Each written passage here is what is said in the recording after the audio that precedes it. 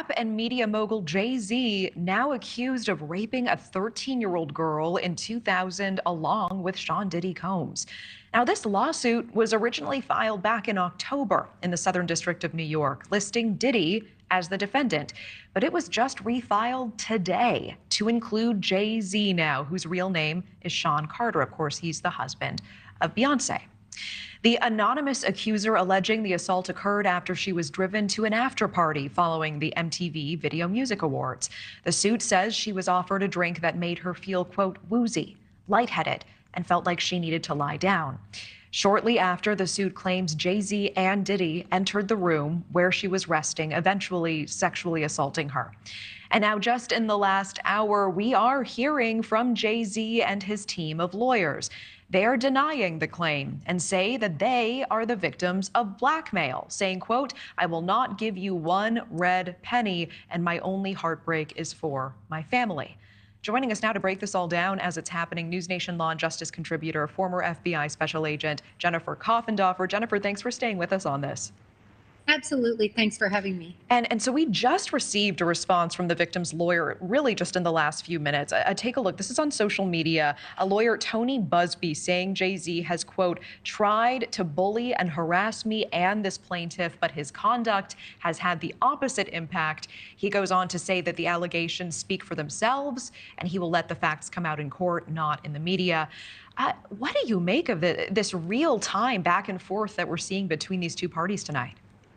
Well, it is interesting, and I think it's because Jay-Z came out so strongly and said, listen, I'm going to go after you. And then he filed a suit quickly on the heels of the other suit against Busby and the accuser. So because of that, you're seeing this taunting sort of back and forth in the media.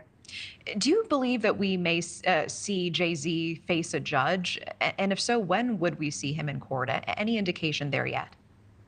Well, we're definitely going to see him, I believe, on this suit. There are so many details. You know, they describe a house, a driveway, another woman being there. They discuss about a driver taking her. So she's locked into this story now, and that means there could be additional witnesses to corroborate her story or refute the story. Yeah, I know you've mentioned the specificity of the details really stand out to you in this filing. Do you find it strange that the filing originally did not include Jay-Z, just Diddy, and now Jay-Z is suddenly added today? I mean, does that make Jay-Z's addition in any way less credible, or is this not, in fact, so unusual?